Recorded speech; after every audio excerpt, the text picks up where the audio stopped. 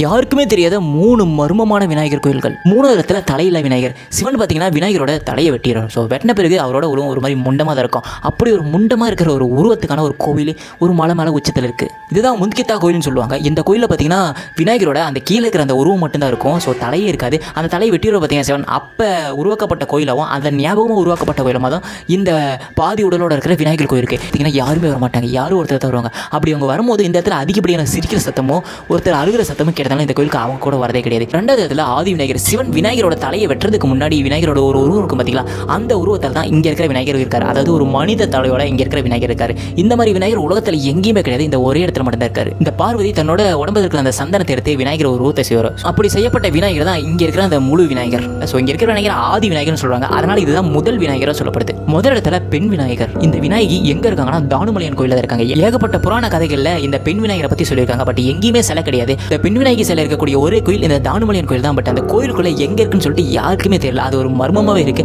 போன சிலர் மட்டும் தான் அந்த விநாயகியை பார்த்துட்டு வந்திருக்காங்க. நீங்க அந்த விநாயகி இதுக்கு முன்னாடி பார்த்தீங்கன்னா கீழே கமெண்ட் பண்ணுங்க.